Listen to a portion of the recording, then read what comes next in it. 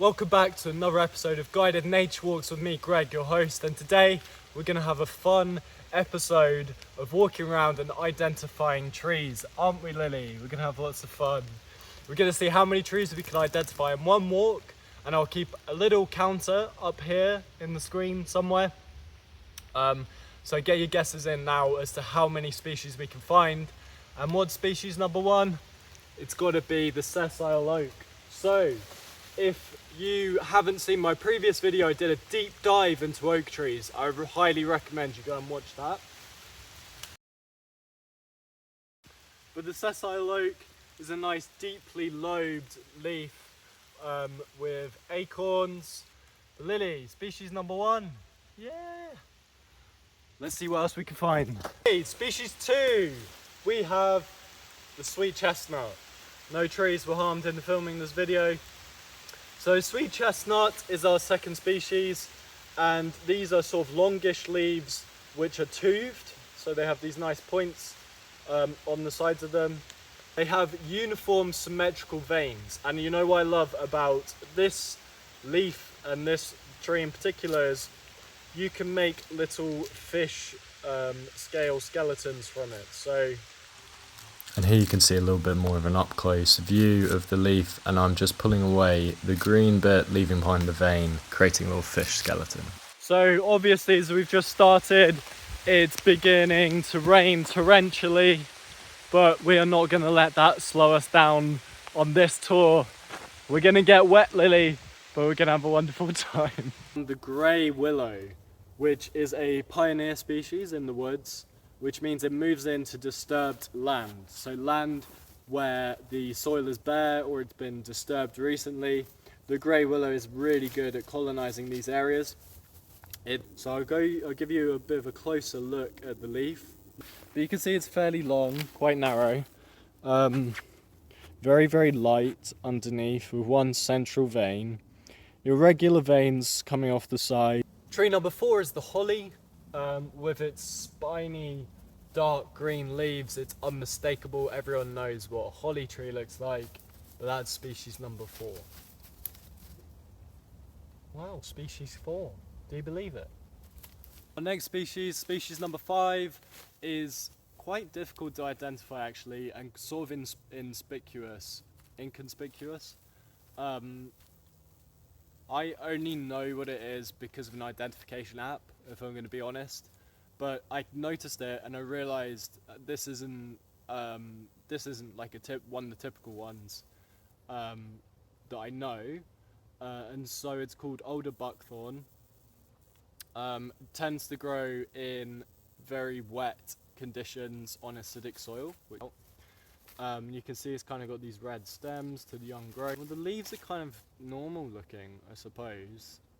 I'd sort of call that an oblong leaf. Okay, so here we have a real tree, and this is the wild service tree. So it looks a lot like a field maple, but this is actually a very rare species in the UK, and that's because it only really exists in ancient woodland due to its poor ability to seed and spread. And so it's confined to small areas of the UK. It's a really rare and therefore valuable tree.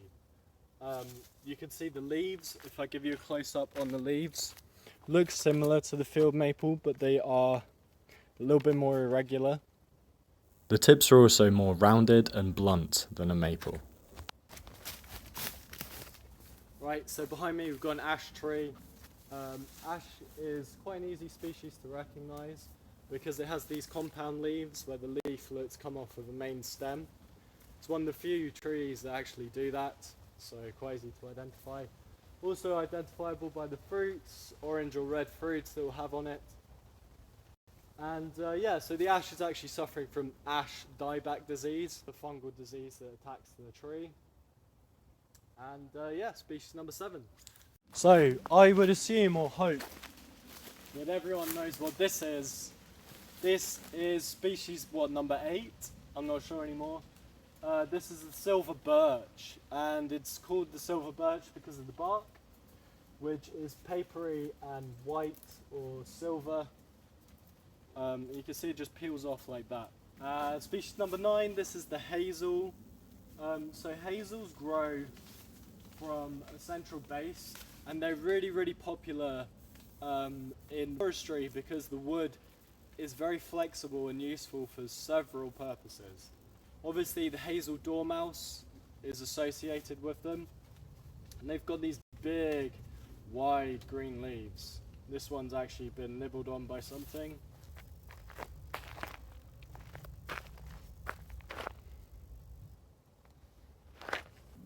Here we have some hawthorn. So this is another tree species often found in hedgerows. These have these iconic small little leaves which are large, with large indentations. But you can identify it because it's got these thorns under here, and also for most of the year, but not right now, it has red berries on it as well.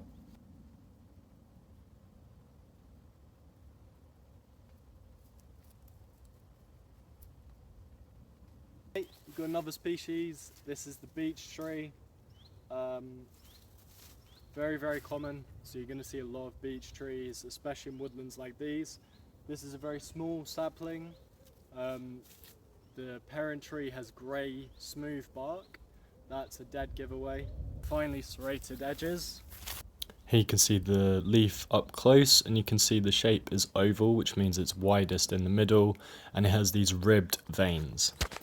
Okay, another super common tree, not the one in front of me, which is another beech tree, but this is the field maple. So this has really big leaves, as you can see, and it's pointed in that classic maple style with the with the 1, 2, 3, 4, 5 kind of points, like a hand.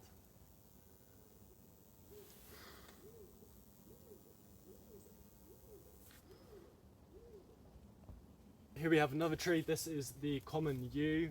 This tree can grow thousands of years old, and it is actually, so the berries are poisonous, but there you go, another yew, another tree species, sorry, and as you can see it's coniferous, which means it's evergreen, green all year round, and it's kind of got these strange little, they're not needles, leaflets, which are irregular.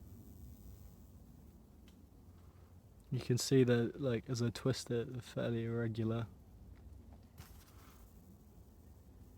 And this tree species is the blackthorn, also known as the bush that produces sloe berries.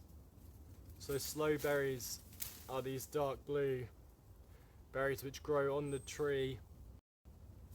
Actually, this is a bit of a cheeky one because you could almost call this a shrub, but I think it's a tree.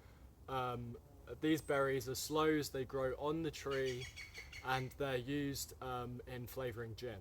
The sloe, but the tree is called blackthorn, and that's because it's got spiky thorns as well. The bark is dark, and it's got these little leaves which sort of cluster in areas on the stem. I want to know, is that more or less species than you thought I would find today? We've just been in one patch of woodland, and we got a great total today. So is that more or less than you thought I would find? And how many of those species did you already know? And how many are new to you? Let me know in the comments below. And give this a like and subscribe to the channel if you haven't already, because you're going to get content like this every week. Basically explaining more and more about nature for people who are interested, because I think it's very interesting. I think we all kind of want to know a bit more. So there you go. All right, peace out.